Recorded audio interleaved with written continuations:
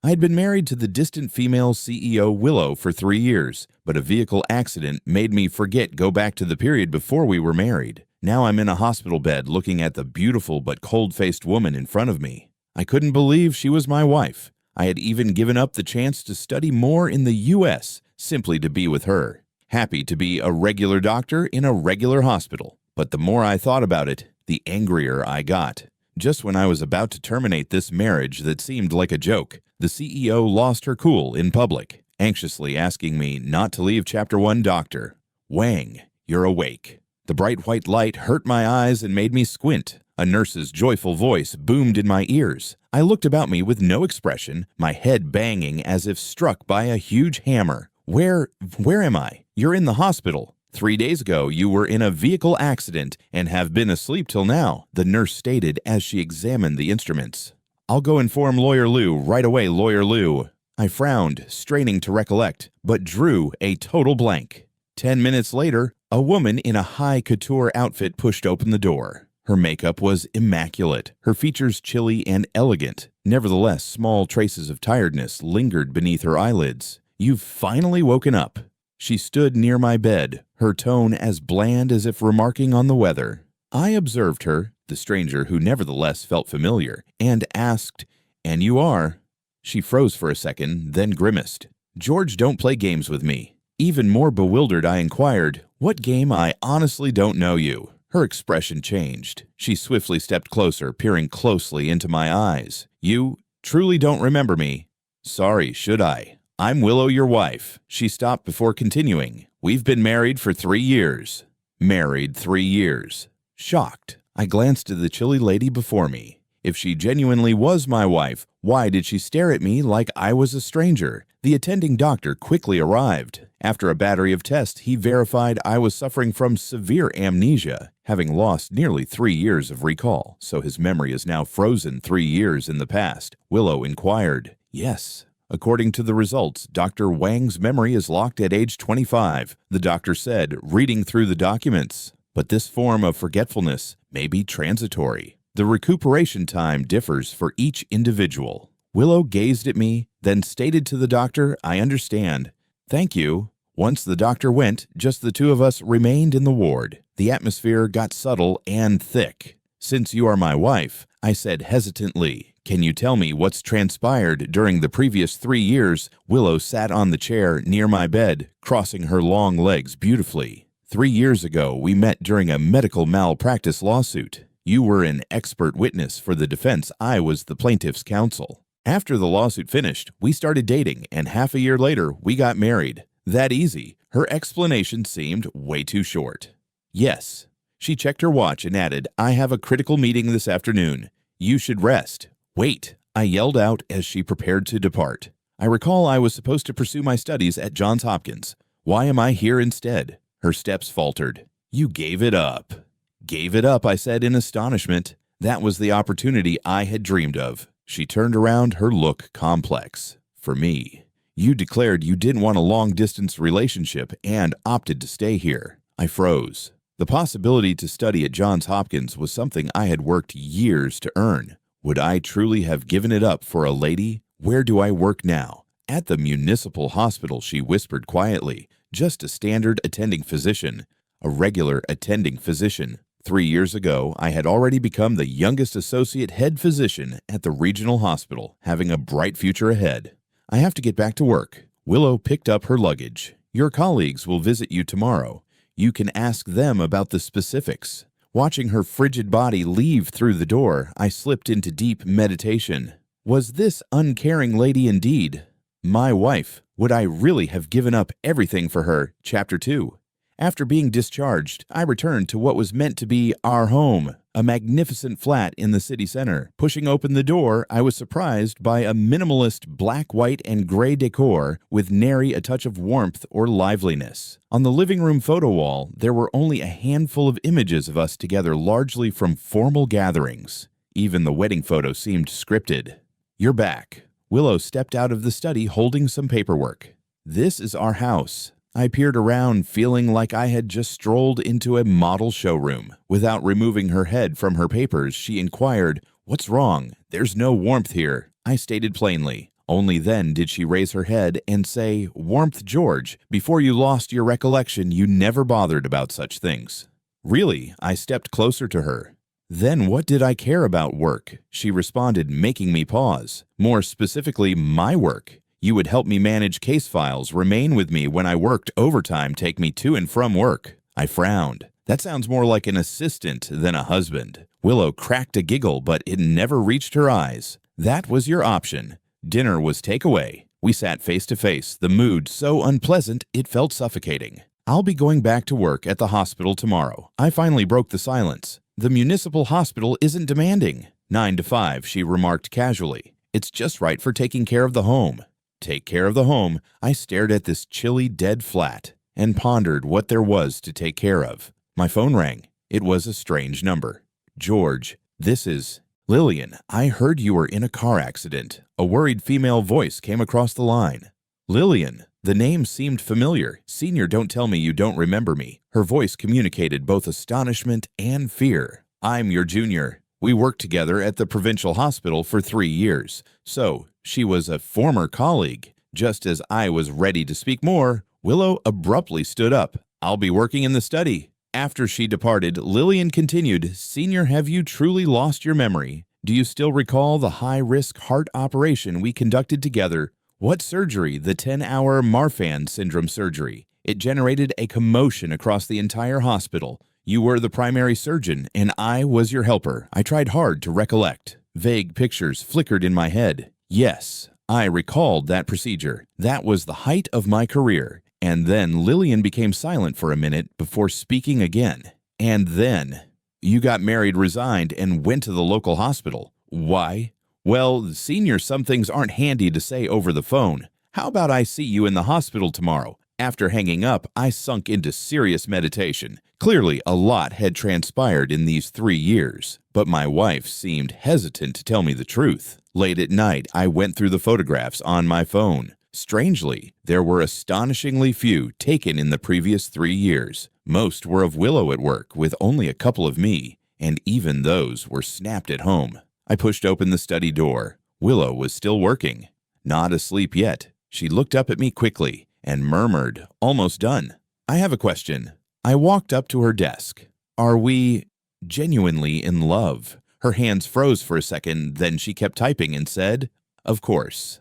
"Then why can't I feel it?" Willow finally stopped lifting her eyes to meet me. "George, love has many forms. Not everyone needs pleasant words. But enough." She shut me off. "You've lost your memory. It's natural you can't recollect some things. But please don't doubt our marriage." Her reply simply increased my suspicions.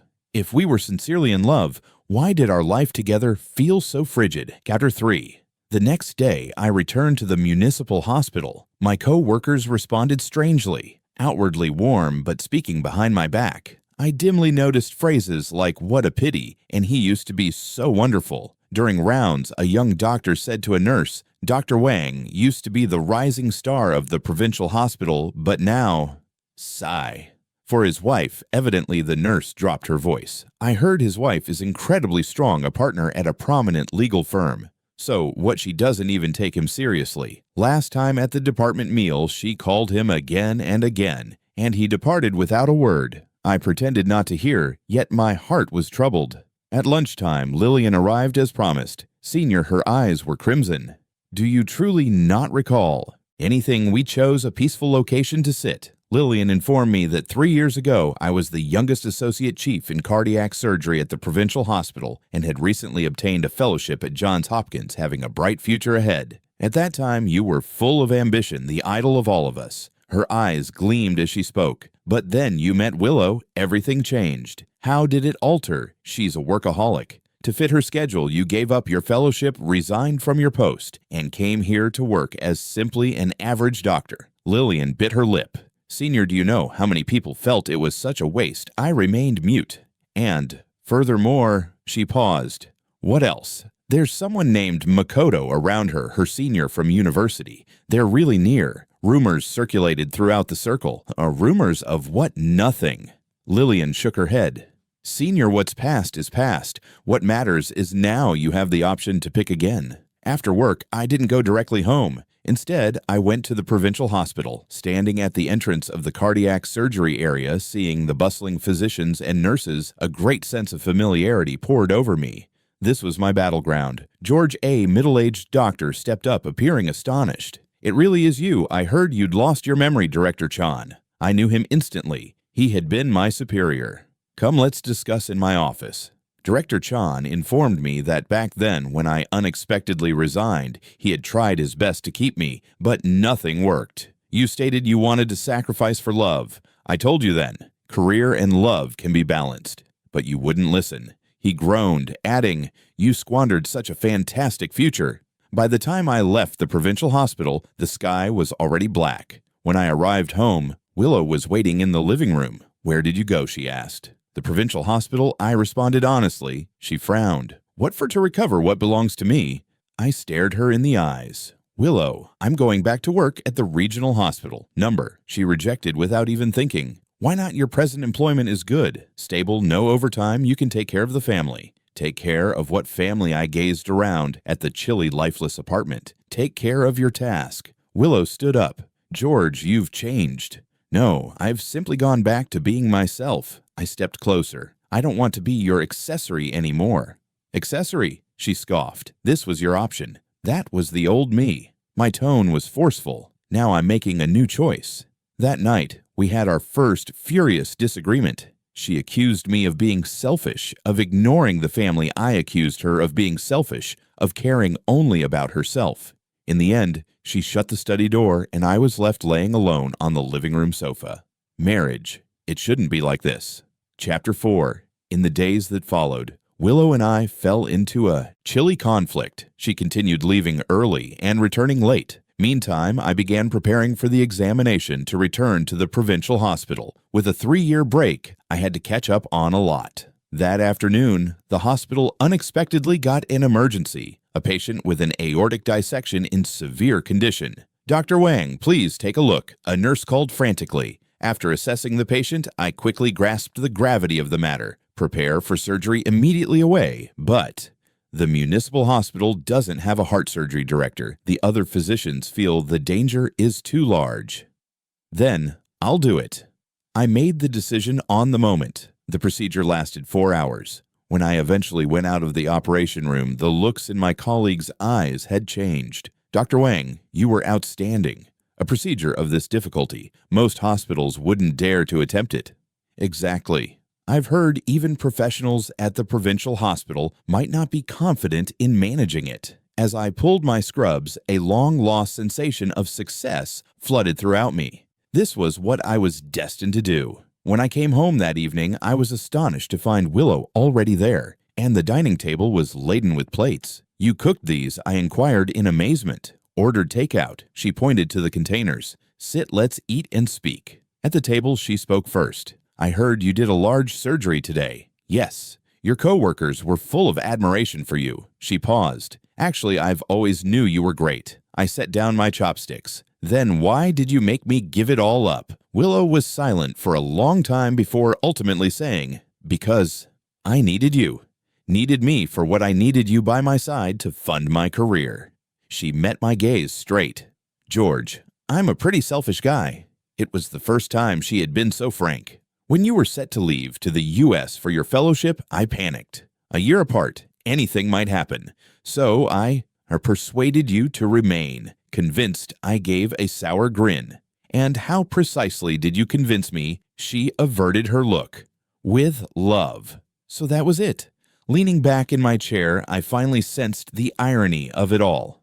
"Willow, do you know what genuine love is?" She glanced at me, her eyes somewhat lost. "It's about fulfillment, not possession." I stood up. "If you had loved me, you would have supported my dream, not murdered it." Just then, her phone rang. "Hello, Makoto." As she replied, her voice suddenly softened. "Okay, I understand. See you tomorrow." I regarded her coldly as she hung up. "Who is Makoto?" "My senior from university and my work partner," she answered casually. "That's simple." She frowned. "What do you mean?" Turning toward the bedroom, I said, "Nothing. I'm exhausted." Behind me, her voice followed. "George, what precisely are you doubting?" I stopped, turned, and said, I'm doubting whether this marriage has any reason to exist. In that moment, I vividly saw a glimmer of terror flare in her eyes, but almost quickly, she recovered her coolness. Think anything you like. Chapter 5. That weekend, Willow had to attend an important charity event and asked I join her. I questioned, why must I attend? All the clients will bring their wives. I can't be the exception, she said while putting on her makeup. Looking at her image in the mirror, her perfect makeup couldn't cover the fatigue under her eyes. I questioned, have you been overworking yourself recently? Her hand hesitated for a second. Are you concerned about me? You're my wife after all. She smiled, but the grin contained a note of bitterness. Thank you.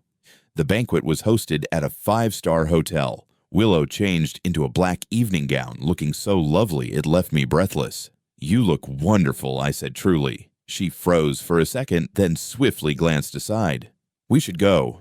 At the banquet, I saw another side of Willow. She was smart and elegant, the focus of attention in every circle. And me, I was only a prop standing at her side. Willow, a tall, gorgeous man, stepped over praise. You surpass everyone tonight. Makoto.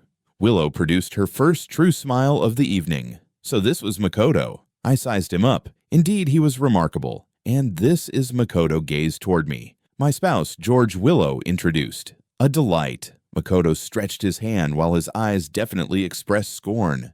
I shook his hand. Hello. For the remainder of the evening, Makoto lingered around Willow. They chatted about law, investments, mutual friends, subjects I couldn't partake in. Willow, for next week's cross-border merger case, will need to prepare meticulously, Makoto stated. We may need to labor overtime around the clock. No problem. Willow agreed without hesitation. I couldn't help but interrupt. Next week, I could get an interview at the regional hospital. Willow frowned. When did this happen? Just determined. Makoto chopped in. So Dr. Wang is preparing a comeback, but isn't the municipal hospital job rather relaxing? Stay idle too long and you'll get rusty. I stared him directly in the eye. A guy should have ambitions. Well said. Makoto smirked. But some opportunities once missed are hard to get back. With a 3-year delay, I'm afraid the provincial hospital won't be simple for you. His remarks were stinging. Just as I was going to respond, Willow grabbed me aside. Ignore him, she whispered. You two look close college classmates. Now we have commercial dealings. That's all. She looked up at me. What are you trying to communicate? Nothing, I glanced aside. Just that you two look like a nice match.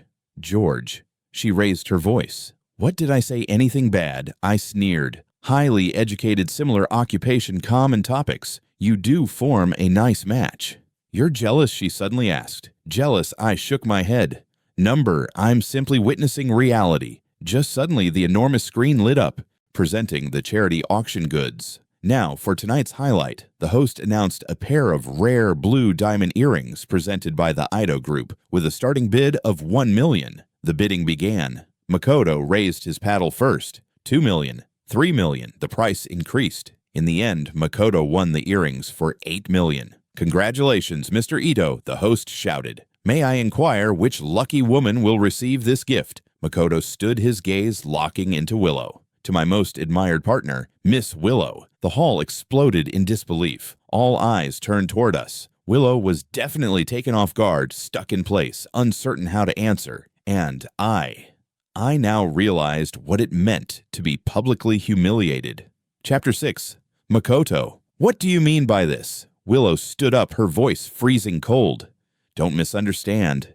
It's merely a gift between friends. Makoto smiled. Mr. Wang, you don't mind. Do you? Everyone's eyes went to me, waiting for my reply. I stood and stated quietly, of course I mind. The mood quickly got strained. Willow is my wife. Such a costly present is improper. I glanced straight at Makoto. Please take it back. Mr. Wang, aren't you being a bit petty? Makoto sneered. Then, considering the vast gap in your earnings, it's understandable. Makoto. Willow snapped, her voice harsh. Clenching my hands, I pushed myself to keep calm. Income is not the measure of a person's worth. At the very least, I know my bounds. Boundaries, Makoto scoffed. Then tell me, Mr. Wang, letting your wife battle alone in her profession while you hide in a little hospital, live comfortably, what type of boundaries are they? Enough, Willow suddenly burst. Makoto, this is my family matter. It's not your place to say. She grasped my hand. We're leaving. After leaving the banquet and getting into the automobile, Willow kept mute. I'm sorry, she suddenly said. Why, apologies, Makoto went too far. She peered out of the window. I didn't expect him to act that way.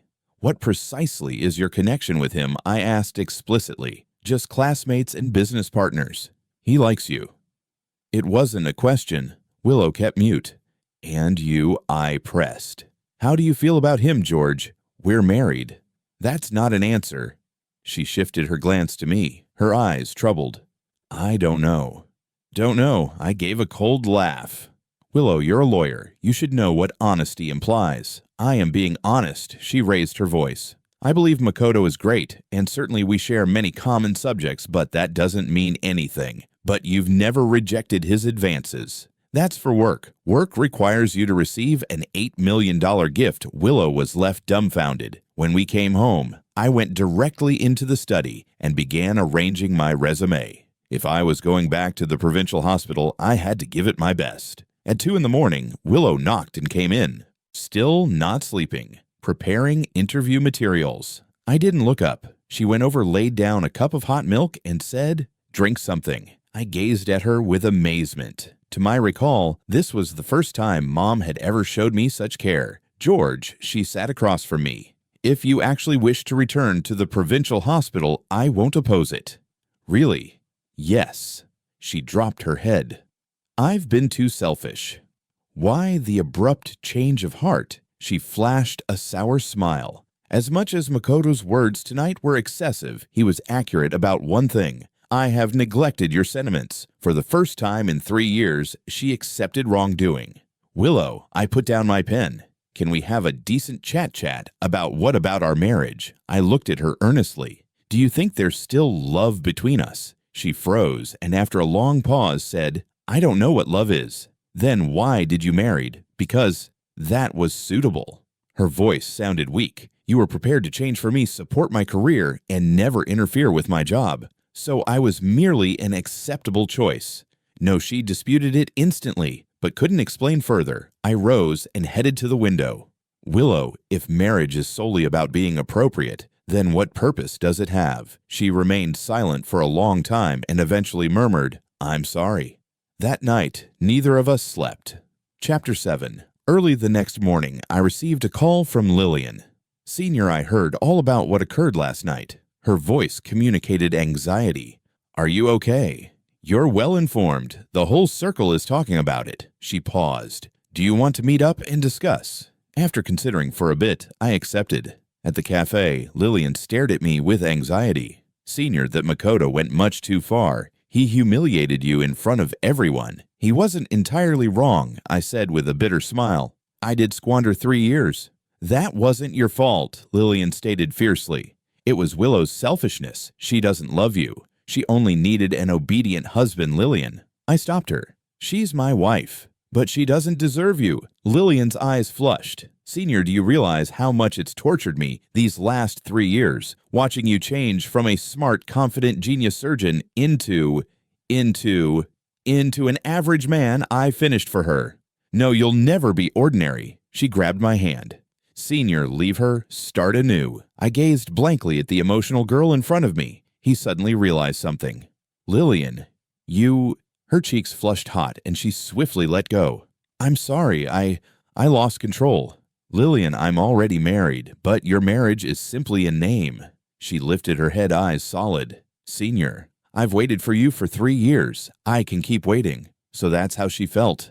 I sighed. Silly girl. It's not worth it. It is worth it. Tears welled in her eyes. You don't realize how extraordinary you are. Back then, on the operating table, you looked like you were glowing. I became quiet. It was true. Only in the operation room did I feel completely alive. Senior, she continued, Director Chan remarked, as long as you're prepared to resume the job of Associate Chief in Cardiac Surgery, is still yours.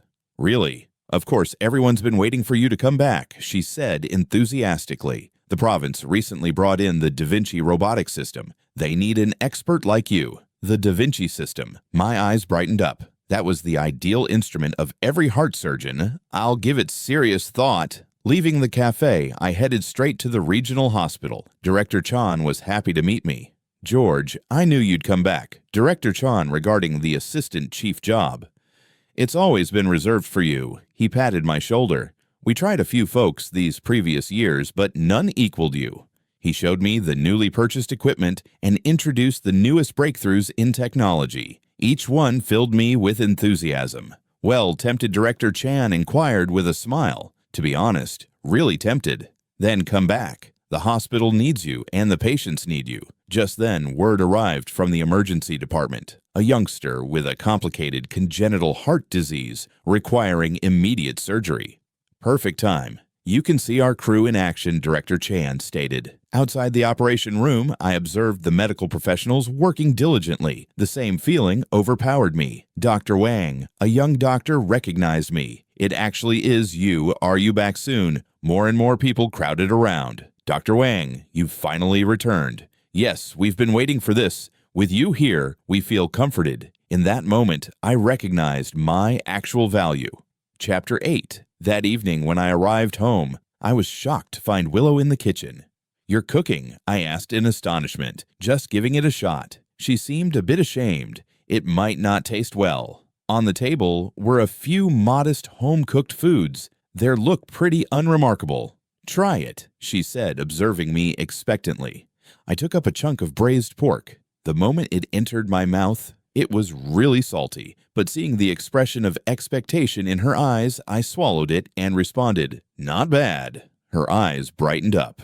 "Really, Compared to takeout, it genuinely tastes like home." We ate quietly, although the atmosphere was considerably more casual than normal. "I went to the provincial hospital today," I remarked. Her chopsticks halted, and the result, Director Chan stated the associate chief post is still waiting for me. "That's good." Her tone was unreadable. "Willow, do you really not mind?" She placed down her chopsticks, looked at me seriously, and said, "George, I thought about it all night. You were right. True love is about satisfaction, not possession. So go chase your ambition." She grinned. "I'll support you." The transformation was so fast I could barely believe it. "Why? Because..." She paused. "I don't want to lose you." In that moment, I saw a frailty in her eyes I had never seen before. Last night I kept thinking, if one day you really left me, what would happen to me? She bowed her head, and the response was, "I'd be afraid." "Willow, I know I'm not a good wife." She gave a self-deprecating laugh. "I can't cook. I don't know how to take care of people. I don't even know what love is. But George, past 3 years going home and seeing you every day, it gave me peace of mind." It was the first time she had stated her feelings so honestly. "But you never showed it." "Because I don't know how." She grinned cruelly. "Since I was young, I've been used to being independent, strong, never relying on anybody. Not even your hubby, especially not my spouse." She lifted her attention to mine. "I was terrified of leaning on you, afraid of losing myself. So I pushed you away, erecting barriers with my job." So that was it. Suddenly, I understood her coldness. But last night, when Makoto degraded you like that, I understood I was wrong. Her eyes glistened. "I always believed keeping a distance would protect me. But in actuality, I was pushing away the one who loved me the most. How do you know I loved you most? Because only you were prepared to give up all for me." Tears eventually flowed down her cheeks. "And I've never done anything for you." I handed her a tissue. "It's not too late to realize it now." She dried her eyes and quickly said, "George, if you could choose again, would you still marry me?" I thought for a moment. "Yes." "Why?" "You could have had someone better. Because other than you, I desire no one else," I said seriously. "Even though you're cold, selfish, and unromantic for some reason, I just love you." She erupted into a teary grin. "Is that intended to be sweet talk?" "No, it's the truth. That night we spoke about many things. Our history, our future, and the obstacles between us. George, give me a chance. Let's start afresh, okay?" She requested before bed. Looking into her eager eyes, my heart softened. "Okay." Chapter 9. On Monday morning, I formally submitted my resignation to the municipal hospital. The director sighed regrettably. "Dr. Wang, are you unhappy working here?" No, I just want to return to the position that suits me best. I knew I couldn't keep you. He shook his head. Someone with your talent shouldn't be buried here. When my co-workers heard out, they all came to say farewell. Dr. Wang, we'll definitely miss you. Yeah, what will we do about difficult surgeries from now on? It turned out, without realizing it, I had become the backbone of the squad. That afternoon, I went to the regional hospital to finish the onboarding procedures. The HR department even planned a little welcoming event for me. Welcome home, my coworkers cheered heartily. Looking at the familiar faces, my eyes felt watery. Yes, I was home. Director Chan said on the spot, starting tomorrow, George will formally serve as Assistant Head of Heart Surgery, responsible for the clinical use of the Da Vinci robotic technology. Thunderous applause ensued. Lillian was the first to rush over. This is excellent, Senior. We'll get to work together again. Seeing her delight, I couldn't help but worry. I hoped she would control her sentiments correctly. That evening, I got home early on purpose, hoping to share the wonderful news with Willow. But when I opened the door, I noticed a visitor in our living room, Makoto. He was sitting on the sofa, a glass of red wine in hand, bearing himself as if he were the host. Dr. Wang, you're back. He stood smoothly. Congratulations on your return to the provincial hospital. What are you doing here? Work conversation. Willow walked out of the study and explained. We need to discuss about the latest merger case. At home, I frowned. There was an urgent issue, she answered. Makoto smiled. Sorry to intrude. We'll be done soon. I checked the clock. 7 p.m. Discussing work at this hour. You two continue. I'll make dinner. I turned and headed into the kitchen. Behind me, their chat wandered on. I didn't comprehend the technical vocabulary, but I could tell they operated in harmony.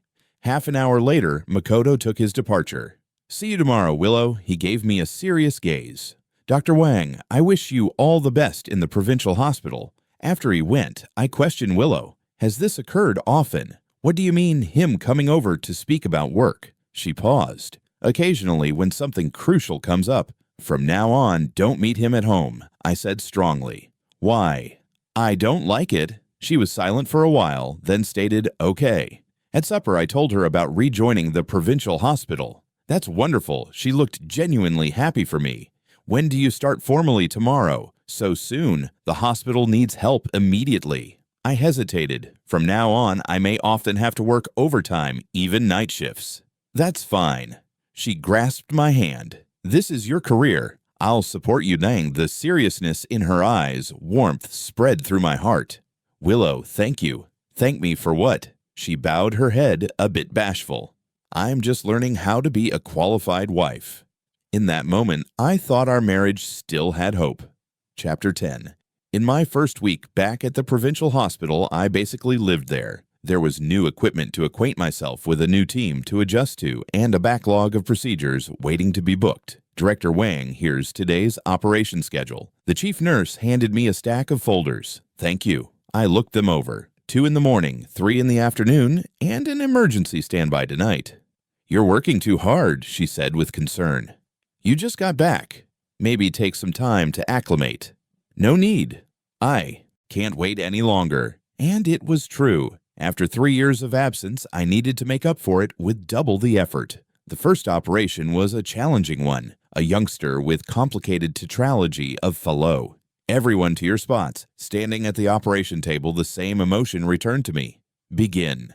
4 hours later, the procedure was a success. Brilliant Director Chan applauded from the observation room. Your technique is still razor sharp. The next operations went just as nicely. By nightfall, just as I was preparing to leave, the emergency department phoned. Director Wang, an aortic dissection rupture just came in. The patient is serious. I'll be right there. With this sort of procedure, time was life. Prepare the operating room, notify anesthesiology, build the crew I ordered as I rushed. The patient was a 40-year-old guy in terrible condition. Blood pressure 60/40, heart rate 130. Hemorrhagic shock. Start transfusion immediately. Preparation for cardiopulmonary bypass. The procedure lasted 6 hours. When the last stitch was knotted, everyone breathed out a breath of relief. We did it, a young doctor said happily. I grinned wearily. That sense of saving a life on the point of death. It was thrilling. When I exited the operation room, it was already 2 a.m. To my amazement, Willow was waiting in the lounge. What are you doing here?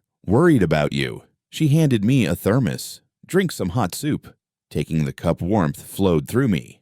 Were you waiting long?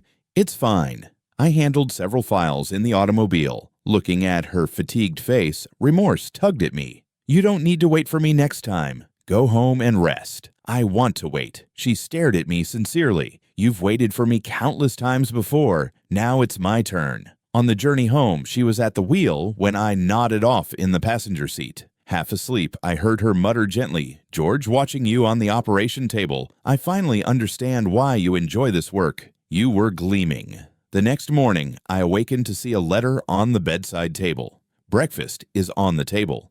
Don't forget to eat. I'll be home late today. Therefore, don't wait up. Love, Willow. Seeing her elegant penmanship, I smiled. She was striving to change. I could see it. But just as everything seemed to be getting better, an unforeseen occurrence disrupted the tranquility. That afternoon, immediately after finishing a surgery, a nurse told me someone was seeking for me. Who? A lady. She says she's your wife's friend. Puzzled, I proceeded to the reception area and saw a woman I didn't recognize. Hello, I'm George. The woman watched me with a complex face. I'm Sophia Makoto's ex-girlfriend. Makoto's ex. What did she want with me? What's this about? She took a deep breath. I came to warn you. Be wary of Makoto. He won't leave Willow alone. What do you mean? 5 years ago, when I was dating Makoto, he could never let go of Willow. She flashed a sour grin. To him, Willow has always been his genuine love. I frowned. So, what Willow is my wife? You don't understand Makoto. She shook her head. He's extremely arrogant. If he can't have anything, he'll stop at nothing to acquire it. What exactly are you trying to say? She stood up. Be careful with your marriage. Makoto has already started moving. With that, she gave me a profound glance and went. I stood there, a dreadful foreboding building in my chest. Chapter 11. Sophia's admonition left me nervous. That night, when I arrived home, Willow wasn't back yet. I phoned her, and it rang for a long time until she eventually responded. Hello. The backdrop was loud. Where are you? At a dinner with a significant customer. Her voice sounded exhausted. I could be back late. All right, keep safe. After hanging up, I couldn't get the sensation that something was awry. By 11, Willow still hadn't come home. I phoned again. This time, her phone was off. Uneasy, I phoned her assistant. Where's Lawyer Lou's dinner tonight? At the Hilton Hotel, the assistant answered. But it should have ended already. I drove directly to the Hilton. At the hotel, the receptionist verified the meal was really over. While I was hunting, I noticed Makoto's automobile. He was assisting a very inebriated Willow into it. Stop, I raced over. Makoto turned a spark of worry crossing his features. Dr. Wang. Where are you bringing her? She's drunk. I'm taking her home. No need. I'll take her. I reached out to support Willow. She leaned groggily against Makoto, murmuring, Makoto, don't go. My heart fell. See, she needs me, Makoto stated smugly. She's my wife. I took Willow tightly into my arms. George. She blinked her cloudy eyes. Why are you here to take you home? I don't want to go. She pushed me weakly. I need to discuss the project with Makoto. Willow, you're drunk. I'm not drunk. She swayed unsteadily. Makoto, let's keep talking.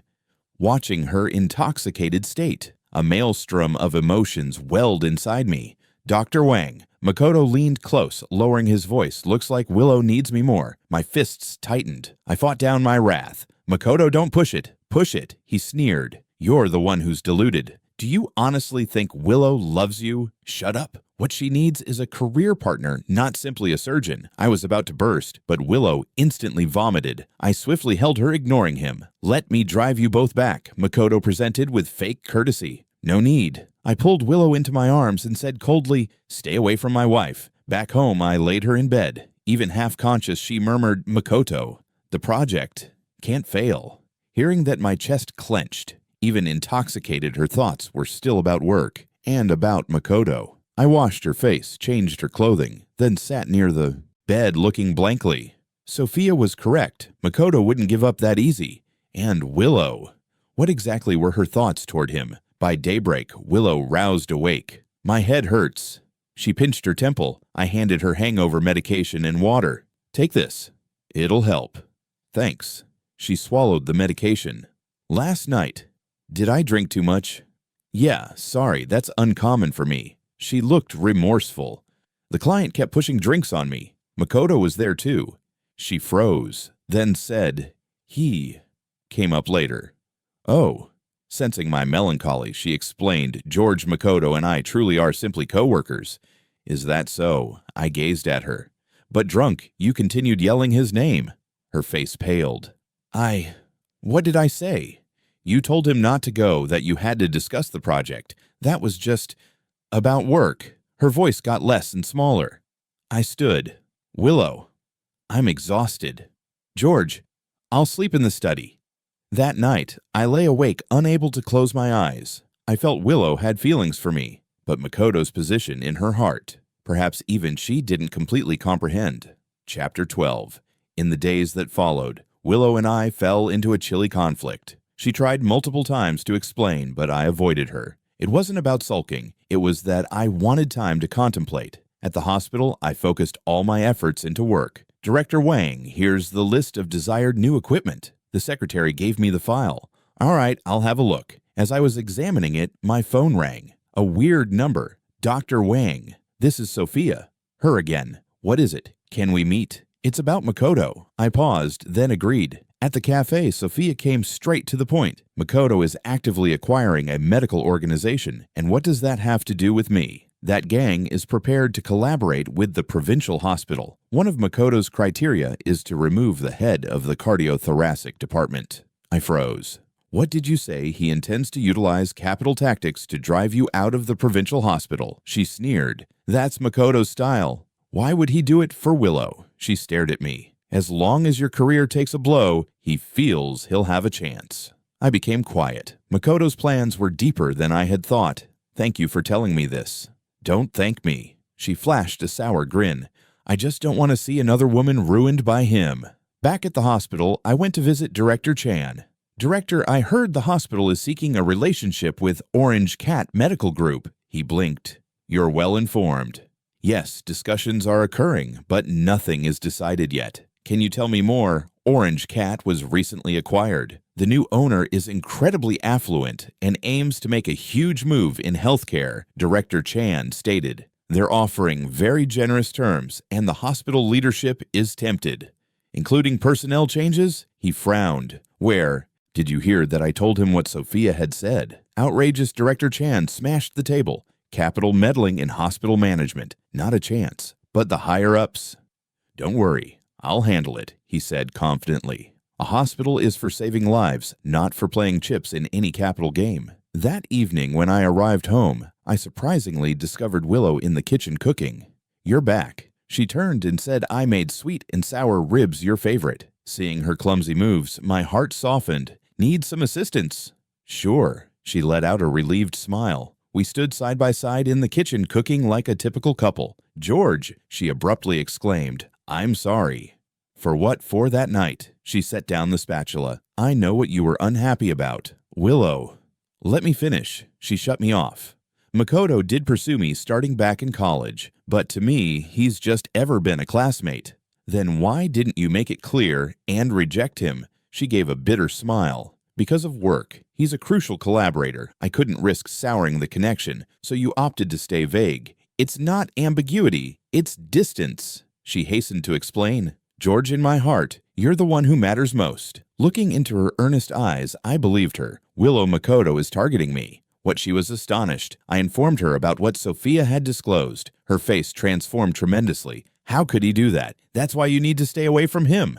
I will. She seized my hand. George, let's confront this together, all right? Looking into her determined gaze, I nodded. All right. That supper, the sweet and sour ribs were a touch burned, but we both ate pleasantly. Afterward, she cuddled in my arms and said, George, I love you. It was the first time she had ever pronounced those words. I adore you too. I kissed her forehead. Outside, the night was thick, yet our hearts had never been closer. Chapter 13. Early the next morning, word circulated across the hospital. The discussions for the acquisition by Orange Cat Group had been halted. I heard the board had internal conflicts, colleagues muttered. I knew this was the consequence of Director Chan's behind-the-scenes work. Director Wang, my secretary, hurried over. The president wants to see you in his office. Inside the president's office, both the president and Director Chan were waiting. George, have a seat, the president said warmly. You've probably heard about the Orange Cat Group situation. Yes. Someone indicated to me that there are some questionable dealings behind this transaction. The president gave me a profound glance. Allegedly, it's tied to some personal grudge of yours. I stated the truth. After hearing, the president considered for a minute. The hospital must never become a battlefield for personal vendettas. I will undertake a comprehensive inquiry. Thank you, President. However, his tone altered. George, you must be careful. Business is like war. Your opponent will not give up so quickly. He was right. With someone like Makoto, if one scheme failed, another would follow. That afternoon, as I was ready for surgery, Lillian came running in. Senior brother, anything awful happened. What is it? Some unpleasant news regarding you suddenly emerged online. She handed me her phone. Several stories sprang up. Vice Director of Provincial Hospital's surgical skills in question. After a 3-year gap, can he still handle surgery? Family complains reckless operation caused death. The material was unfounded speculation, but worded as if backed by real data. This is slander, Lillian fumed. Senior brother, everyone knows your expertise. I quietly handed her back the phone. Don't pay attention to it. But the innocent need no defense. I grinned gently. Let's prepare for surgery. But things escalated beyond anticipation. The instant my procedure concluded in the afternoon, media flocked around me. Dr. Wang, how do you respond to the doubts floating online? Some families believe your abilities are inadequate. What's your reply? We heard you didn't perform surgeries for 3 years? Has your technique declined? Security quickly intervened to drive the reporters out, yet I knew this was only the beginning. That night when I arrived home, Willow had already heard about it. It was Makoto, she stated firmly. How do you know he came to see me this afternoon? Her voice was angry. He hinted that if I agreed to partner with him on a new project, all this negative news would disappear. And what did you say? I told him to go lost. Seeing her outraged face, I genuinely chuckled. Well done. You can still laugh, she replied hesitantly. These misleading stories might harm your reputation. Don't worry. The hospital will deal with it. No, we need to strike back. She stood up. I'll call a legal team right immediately and sue them for defamation, Willow. I pulled her back. There's no need to make it such a big fight. How not? They're attempting to damage your career. Looking at how upset she was, my heart warmed. With you here, I'm not frightened of anything. She paused for a second, then pushed herself into my arms. George, I won't allow anyone damage you. I know. That night we fell asleep embracing each other. The storm outside was brewing, but as long as she was at my side, I had the confidence to face it all. The next day, the hospital published an official statement totally backing my talents and medical ethics. At the same time, the legal department began collecting evidence to sue individuals propagating the falsehoods. As for me, I kept on with my task. On the operating table, I was still the same experienced surgeon. Director Wang, the procedure just now was superb, a young doctor stated admiringly. Yeah, those bad stories are all bullshit. Hearing my colleagues' support impacted me tremendously. Just then, the chief nurse came running in.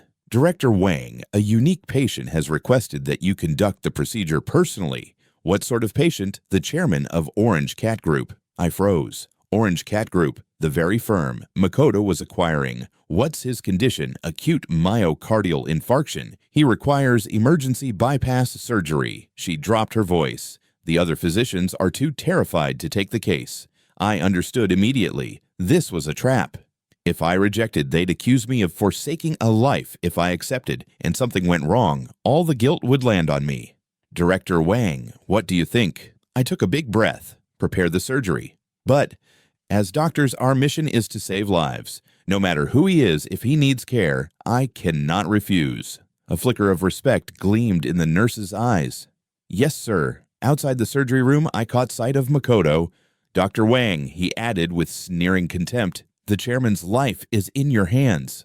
I shot him a chilly gaze, then turned and entered the surgery room. This struggle was not just about preserving a life, it was about my career itself.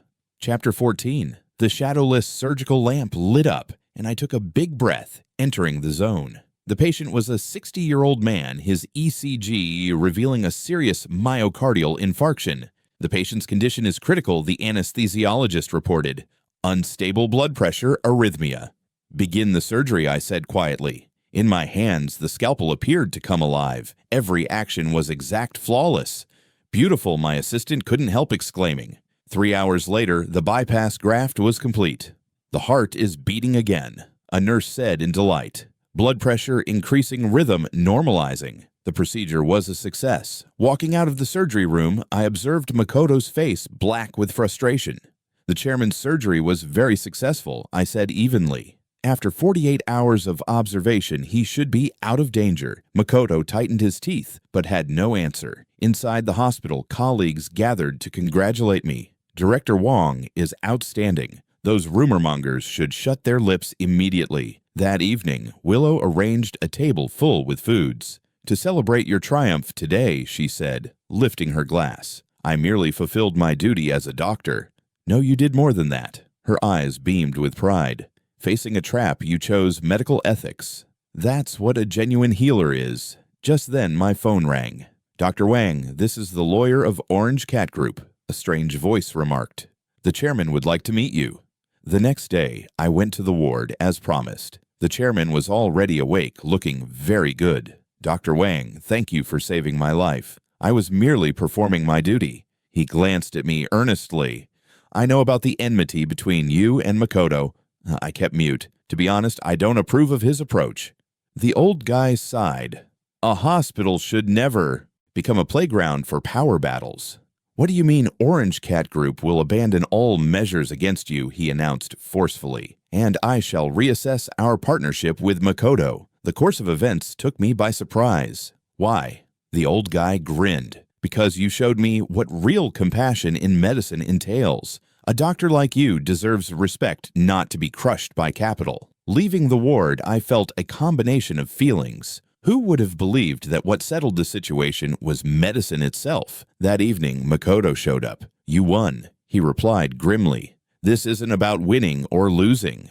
Don't get cocky. His eyes blazed with hate. Willow will be mine sooner or later. Makoto, I said firmly. Willow is a person, not a thing. She belongs to no one. She has the right to choose her own life. She selected a loser like you. At least I don't use despicable tricks. Fuming, he stormed out. Willow came out from within. I asked her, You heard all that? Yes. She walked to my side. Thank you for speaking those words. Which ones? That I'm not a possession. She grinned. Most people take that for granted, yet few would ever say it openly. I drew her into my arms. Because to me, you are the one and only Willow, not anyone's accessory. Her eyes got wet. George, meeting you is the best fortunate of my life. Late into the night, we sat entwined on the sofa. Willow, I've been thinking about something. What is it? Should we have a kid? Her body tensed, then gently relaxed as she said, Yes. Really, I glanced at her in amazement. Really? She dropped her head meekly. I want to have a child like you. In that moment, I felt as though I had the whole world. Chapter 15. Life eventually returned to normal. In the hospital, my reputation had not only stayed intact, but had climbed even higher because of that procedure. Director Wang, here are the invites for next month's academic conferences. The secretary handed me a bundle of envelopes.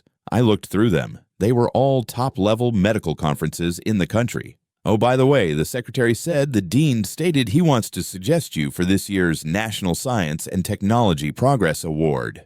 Really? Of course your discoveries with the Da Vinci robotic surgical system clearly qualify. This was the greatest accolade a doctor could obtain. That evening when I arrived home, I couldn't wait to give Willow the wonderful news. That's amazing. She was even more excited than I was. I always knew you were the finest. It's not decided yet. You'll definitely win. She was bursting with confidence. My hubby is a smart doctor after all. Seeing the pride on her face, my heart felt warm and pleasant. Oh yes, I remembered something. Next week, there's a medical meeting in Sanya. Do you want to come with Go on a trip? Her eyes brightened up. Kind of like a trip, I grinned. We've been married for so long, but we've never traveled together. Yes, of course I want to go. She wrapped her arms around me in delight. Looking at her happiness, I realized how much we had missed over the last 3 years. A week later, Sonia. The meeting was hosted at a coastal resort hotel. During the day, I attended seminars, and at night, I went with her along the shore. It's so beautiful. She strolled barefoot on the sand, the sea breeze wafting her long hair. Yes, I grasped her hand. How did I never notice before? You're this beautiful. Her face reddened as she mocked Sweet Talker. I'm serious. I gazed at her closely. Willow, these last several days, I keep wondering, if I hadn't lost my memory back then, would we have missed each other? She was silent for a minute. Maybe. Why? Because back then we were both too obstinate about our own worlds. She sighed. You were determined on having me leave my work, and I was focused on retaining my freedom. And now, she turned her glance to mine. Now I've realized, love is neither possession nor distance. It's about fulfilling each other. Moonlight shimmered across the waves, and her eyes shined brighter than the stars. George, let's start afresh. Okay. I kissed her. That kiss was lengthy and lingering, as though making up for all the regrets of the past. Back at the motel, she gently dragged me into the room. That night, we genuinely became husband and wife. When I awakened in the morning and looked at her in my arms, I felt my life was complete. Awake, she opened her drowsy eyes. I muttered in return, kissed her forehead.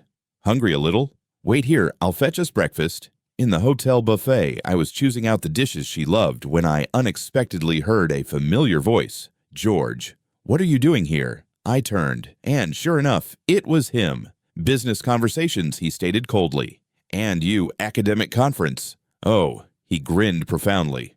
Willow's here too, isn't she? I tightened. That's none of your business. Nothing, just a reminder. He leaned closer. Be cautious. After all, accidents may happen anytime. With that, he turned and went away. My heart fell. I raced back to the room. Willow. The sound of water came from the bathroom. I'm in the shower. I let out a breath of relief, but Makoto's remarks left me uncomfortable. What's wrong? She came out wrapped in a towel, observing my face. You don't look well. It's nothing. I didn't want her to worry, maybe just too fatigued from last night. Her cheeks reddened and she playfully punched me. You're awful, but for the rest of the conference, I couldn't focus. Until I received an unknown text message, want to know your wife's secret. Meet me on the beach tonight at 8. I glanced at the letter lost in contemplation. Chapter 16. At 8 o'clock that evening, I went to the beach, as promised. In the murky moonlight, a person stood beneath a coconut tree. Who are you? I questioned. The individual turned around. It was Sophia. It's you, sorry for asking you out this way, she said sheepishly. But there are things I must tell you. What things? She took a big breath. About 5 years ago. 5 years ago, yes. Willow and Makoto. She paused. What about them? They were formerly engaged. The news struck me like a bolt from the blue. What did you say? 5 years ago, Willow and Makoto had a marriage engagement. Sophia stared at me. But later, for some apparent reason, Willow suddenly broke it off and instead married you. My thoughts became blank. That's impossible. I have proof. She took out her phone, showing me old news screenshots. The headline read, Rising Star of Law Engaged Power Couple, Unites Business and Legal Circles. In the snapshot, a younger Willow and Makoto stood together. On her hand was an engagement ring. I was speechless. Makoto has never let go, Sophia continued. He feels Willow was pushed by her family to marry you. Why are you telling me this now? Because Makoto is preparing something. Her expression got grim. He wants to fabricate an accident. To make you disappear. I was startled. I don't know the details, but you must be careful. With that, she hurried away. I stood alone on the beach, the sea wind roaring my heart in anarchy. Willow was previously engaged to Makoto. Why didn't she ever tell me? When I returned to the motel, Willow was already sleeping. Looking at her calm face, my emotions were all jumbled. The next day, when the conference concluded, I booked an earlier ticket home. So soon, Willow looked dissatisfied. Didn't you say we'd stay a few extra days? There's an emergency at the hospital. I lied. On the aircraft, she fell asleep against my shoulder. I peered out at the sea of clouds, the same question chewing at me. Why did she keep this from me? Back home, I quietly began examining what happened 5 years ago. Sure enough, I discovered traces online. At that time, Willow had just graduated from law school. He was recognized as the most promising newbie. Makoto was already a rising figure in the business sector. Their engagement was extensively publicized by the media, acclaimed as a golden pair. But weirdly, 3 months after the engagement, all associated news vanished. The more I dug, the more anxious I grew. "What are you looking into?" Willow's voice startled me. She was suddenly standing behind me. I promptly closed the page. "Nothing, just work." She gave me a dubious glance, but said nothing. At supper, I couldn't hold back any longer. "Willow, were you extremely near to Makoto before her chopsticks halted?" "We were okay. College classmates, just peers." She lifted her gaze to mine. "Why ask all of a sudden? Just wondering." She put down her chopsticks. "George, if you want to ask me something, simply say it." I took a big breath. "You were engaged to Makoto, weren't you?" The air froze. Her face became pale suddenly. "You? How did you know?" "So it's true." I flashed a sour grin. "Why didn't you ever tell me She bit her lip. "I didn't mean to hide it." "Then why?" "Because that past doesn't matter," she said hastily. "What matters is now. Us." "Doesn't matter." I stood up. "You were planning to marry him, and you say it doesn't matter, George. Please listen to me. I have to get to my shift at the hospital." I got my coat and departed. Her voice followed after me. "George." But I didn't glance back. Right now, I needed to calm down. In the hospital's on-call room, I stayed up all night. At daybreak, my phone rang. It was a strange number. "Dr. Wang, this is Makoto. What do you desire? Let's meet at noon. Some things should be made apparent."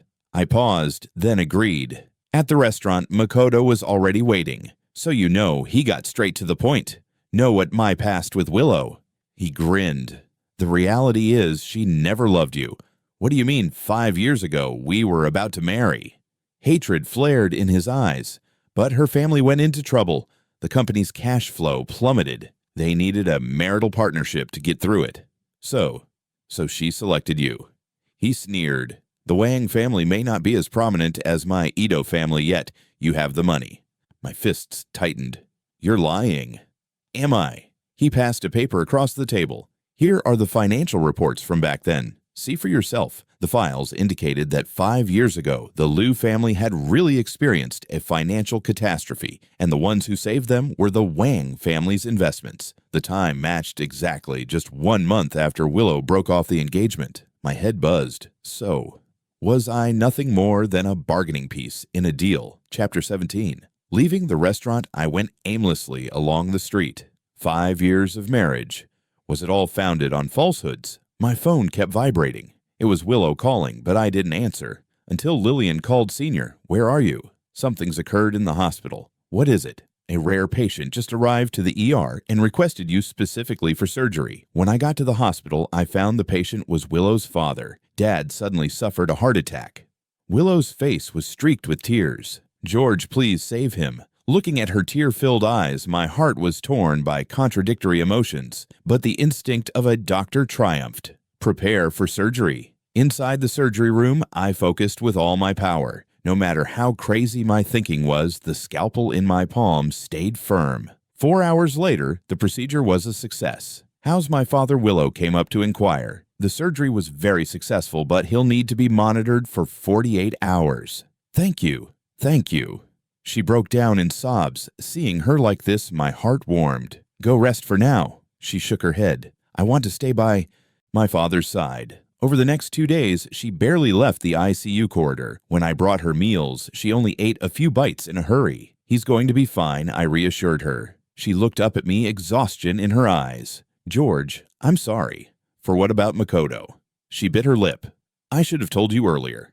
"There's no point saying this now." "No, I have to make it clear." She stood up. 5 years ago, yes, I was engaged to Makoto. I listened in silence. "But it wasn't because of love." She flashed a sour grin.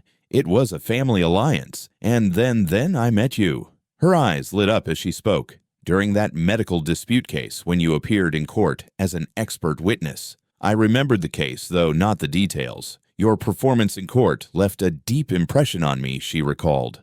Professional, honest, full of responsibility. So my heart was moved. She lowered her head. For the first time, I met someone who truly stirred my heart. But you were already engaged.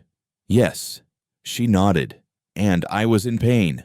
But in the end, I chose to follow my heart. You mean, you broke off the engagement because of me? Yes. She looked straight into my eyes. That decision severed ties between the two families, and it also hurt the family business. I thought of the financial reports Makoto had shown me. Later, your family company ran into financial problems. That was an accident. She shut me off. It had nothing to do with breaking off the engagement. A competitor took advantage of the situation. But the Wang family's investment, that was a business deal, she explained. Your father was shrewd. He saw a good investment opportunity. You're sure it wasn't part of the marriage arrangement? She froze for a moment, then realized. Makoto told you that, didn't he? I nodded. She sneered. He's still as despicable as ever. What do you mean, George? It's true your father once mentioned marriage ties, she admitted. But I refused. Then why did you still marry me? Because you were the one who pursued me. She gave a half-laugh, half-cry expression. Have you forgotten? I strained to recall, and fragments of memory surfaced. Yes, it was me who had pursued her. At that time, you had just returned from the U.S., she reminded me. At a banquet, you fell for me at first sight. The memories grew clearer. Yes, it was true. I had been drawn to her beauty and grace, and I had pursued her relentlessly. So it wasn't a marriage transaction, of course not. She said it firmly. George I married you only because I love you. Looking into her earnest eyes, I chose to believe her. I'm sorry. I grasped her hand. I misunderstood you. It's my fault. She leaned into my arms. I should have told you sooner. Then why is Makoto still clinging on? Because he can't accept failure. She sighed. In his eyes, I was his possession. How could I possibly marry someone else? So that was it. Just. Then a nurse rushed over. Lawyer Liu, your father, has woken up.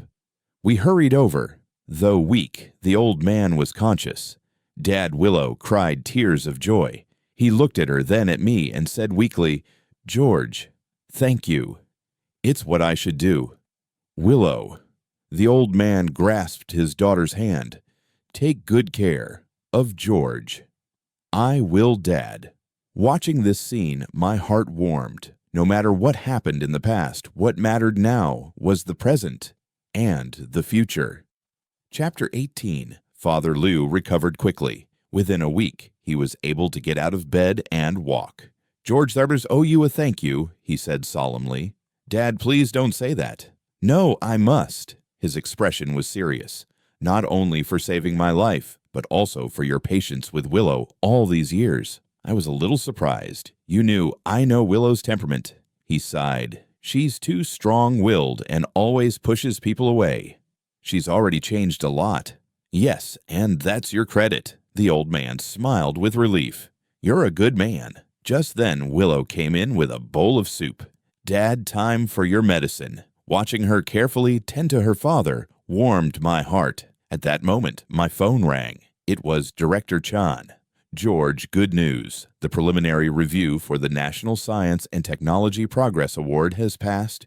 Really, of course, the committee gave very high praise to your innovation in robotic surgery. After hanging up, Willow curiously asked, What's the good news I told them about the award? That's amazing. She threw her arms around me excitedly. This is true honor. Father Liu nodded approvingly. George, you've brought glory to the medical community. That evening, when we got home, Willow specially cooked a full table of dishes. To celebrate your award, it hasn't been officially awarded yet. It definitely will be, she said with confidence. After dinner, we snuggled together on the sofa watching TV. George, there's something I want to discuss with you. What is it? I want to resign. I looked at her in surprise. Why I want to spend more time with you, she said seriously. These days, I've come to realize something. Career is important, but family is even more important. Willow, you don't have to sacrifice your career for me. It's not a sacrifice. She shook her head. It's a choice. I can still work as an independent lawyer with more freedom over my time. Are you sure? Very sure, she grinned. Besides, weren't we planning to have a child? At the mention of a child, my heart softened. Then we'll do as you wish. She happily gave me a kiss. Oh, by the way, she suddenly remembered, Makoto hasn't bothered you again recently, has he? No, I replied. Maybe he's given up. But in truth, I was too optimistic. The next day, a group of people suddenly showed up at the hospital claiming to be from the medical malpractice investigation team. We've received a report that Dr. Wang made an error during surgery, their leader said. Which surgery? I asked. A coronary bypass last month. I thought for a moment. That was a routine surgery, very successful. The patient had recovered well. The patient is perfectly healthy. How could there be a problem? We need to investigate. The man's tone was strictly by the book. Director Chan soon arrived. What's going on here? The investigators pulled out a document. This is the report alleging that Dr. Wang violated procedure. Director Chan read it, and his face darkened. This is slander. The surgical records are perfectly clear. We'll verify everything. The investigation lasted a whole day, and in the end, of course, nothing was found. But the incident still sparked gossip in the hospital. This has to be Makoto's doing again, Lillian said furiously. I stayed silent, but in my heart, I knew Makoto hadn't given up. Sure enough, in the days that followed, troubles came one after another. One moment it was the health bureau making surprise inspections, the next it was patients filing baseless complaints. Though all of them were unfounded, they still kept us busy fending them off. This can't go on. Willow was furious. I'm going to sue him for harassment. It won't work, I said. He always acts through others. There's no direct evidence. Then what do we do? I thought for a moment. Maybe it's time to go on the offensive. Chapter 19. I hired a private detective to start investigating Makoto. Focus on his business dealings, I said. A man like him can't possibly be clean. The detective was very professional. Within a week, he had results. Mr. Wang, I've found something. He handed me a stack of documents. Makoto's company has been evading taxes and engaging in commercial bribery. I flipped through the evidence. It was solid and undeniable. This alone is enough to ruin him. Not just that, the detective said mysteriously. He's planning something big. What is it? He wants to short sell the Liu family's company. My heart skipped a beat. Short selling. That would completely destroy the Liu family. Are you certain? Absolutely. He's already teamed up with several investment institutions. I immediately told Willow the news. Her face turned pale. That bastard, we must strike first. How I dialed a number. Hello, is this the Securities Regulatory Commission? I'd like to report. 3 days later, Makoto's company was under investigation. Tax evasion, commercial bribery, stock manipulation. Each charge was enough to make him miserable. I didn't expect you to fight back. Makoto called, his voice dark. You struck first. I'll remember this. He gritted his teeth. This isn't over. I'll be ready anytime. After hanging up, I knew this wasn't finished. Sure enough, that very night, I was ambushed in the parking lot. 3 masked men rushed out from the darkness. Watch out. Willow's voice came from behind. She had secretly followed me out of worry. In the chaos, I shielded her, but took a few punches myself. Call the police, I shouted. The sound of sirens rang out, and the attackers fled in panic. When the police arrived, we filed a report. Any suspects, the officer asked. Makoto, I answered without hesitation, but without direct evidence, the police could do little. On the way home, Willow trembled nonstop. It's over now, I comforted her. This is all my fault, she said with guilt. If it weren't for me, you wouldn't be caught up in this. Don't say that. I grasped her hand. Protecting you is my responsibility. Her eyes reddened. George, let's leave here. Leave, yes, to somewhere Makoto can't find us. I shook my head. Running won't solve the problem. But trust me, I said firmly. I'll keep you safe. The next day, an unexpected visitor arrived. Dr. Wang. I am the elder of the Ito family, Makoto's grandfather. What was he here for, Suryu? I've come to apologize. The old guy sighed. My unworthy grandson has done many wrongs. It turned out Mr. Ito knew everything. A tragedy for our family. He was pained. I've already sent him abroad. Abroad? Yes, to our European branch, the old man assured me. At least for the next 5 years, he won't return. Willow and I exchanged glances. This is our Ito family's apology. He slid an envelope toward me. I didn't take it. That's unnecessary. Please accept it, he insisted. Consider it compensation for your emotional suffering. In the end, under his insistence, we accepted it. Inside was a check, a considerable sum. This matter ends here, the old man said. Makoto will not trouble you again. After sending him off, both Willow and I breathed a sigh of relief. It's finally over. She leaned against me. Yes, it's over, but I knew the real ending would only come when Makoto let go of his obsession. I hoped this lesson would finally wake him up. Chapter 20, 1 year later. Director Wang, congratulations. I stood on the podium receiving the National Science and Technology Progress Award certificate. In the audience, Willow held our 6-month-old son, her face full of pride. A lot had happened this past year. Since Makoto went to Europe, there had been no news of him. Willow had successfully resigned and opened her own law firm. I meanwhile continued down the path of medicine, refining the Da Vinci robotic surgery technique. Most importantly, we now had the crystallization of our love. Daddy is amazing. Willow walked over holding our child. The little one babbled, waving his tiny hands. Come let Daddy hold you. I took my son into my arms. Looking at his smiling face, my heart was filled with happiness. By the way, Willow said my parents are coming for dinner today. Okay, I'll go buy groceries. No need, I've already prepared everything. She grinned. You're the hero today. Just rest. That evening, both families gathered together. Come, let's toast. George Father Lou raised his glass. To our award winner, my father added. The clinking of glasses filled the room with warmth and joy. George, Willow, Mother Lou said with emotion, seeing you two so happy now, we're relieved. Yes, my own mother agreed. Back then, we worried your personalities might not match. Willow and I exchanged a smile. After everything we had been through, we had both grown. She was no longer the cold, forceful career woman, and I was no longer the insecure husband. Mom, have another bowl of soup. Willow attentively served her mother-in-law. That's enough, that's enough. My mother grinned from ear to ear. Watching this warm scene, my heart felt light and full. After dinner, we all chatted in the living room. By the way, Father Lou said, I heard the hospital is sending you to the U.S. for an exchange. Yes, Johns Hopkins has invited me as a visiting scholar. That's wonderfully praised. That was your dream, wasn't it? I nodded. Yes.